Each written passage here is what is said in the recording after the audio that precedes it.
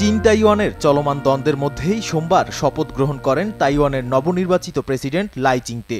এদিন ভয়ভীতি দেখানো বন্ধ করতে বেইজিংকে আহ্বান জানান তিনি। এর দুদিন পেরোতেই স্থানীয় সময় বৃহস্পতিবার সকালে তাইওয়ান প্রণালীর উত্তর, দক্ষিণ ও পূর্ব অংশ এবং কিনমেন, মাতসু, উকিও এবং ডংগিন দ্বীপের আশপাশে মহড়া চালায় চীনের পিপলস লিবারেশন আর্মির পূর্বাঞ্চলীয় থিয়েটার কমান্ড। এই কমান্ডের মুখপাত্র লিশি জানান, সেনা, নৌ ও বিমান বাহিনীর সম্মিলিত মহড়া 2 দিন ধরে চলবে। মহড়ায় কতগুলো যুদ্ধ বিমান কিংবা জাহাজ অংশ নেবে তা জানা যায়নি, তবে একই সঙ্গে এতগুলো স্থানে এত বড় মহড়া দেশটি এর আগে চালায়নি বলে জানা গেছে। লিয়ের বরাতে সংবাদ সংস্থা জিনহুয়া জানায়, যুদ্ধক্ষেত্রে নির্ভুল হামলা, আকাশ ও নৌপথে যুদ্ধের প্রস্তুতি ও টহলের উপর গুরুত্ব দেওয়াই এই মহড়ার লক্ষ্য।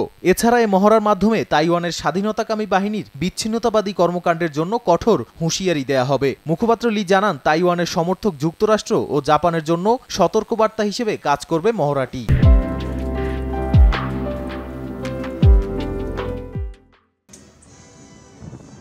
তাইওয়ানকে নিজেদের একটি বিচ্ছিন্ন দ্বীপ হিসেবে মনে করে বেইজিং। এ কারণেই কোনো ধরনের আলোচনা ছাড়াই জোরপূর্বক তাইওয়ানকে নিজেদের শাসনে আনতে চায় দেশটি। অন্যদিকে জানুয়ারি মাসে তাইওয়ানের প্রেসিডেন্ট নির্বাচিত হওয়ার পর লাই চিংতের ওপর ক্ষেপে আছে বেইজিং, কারণ তিনি সাফ জানিয়ে দিয়েছেন তাইওয়ান কখনোই চীনের অধীনস্থ হবে না। নাদিম মারজান, সময় সংবাদ।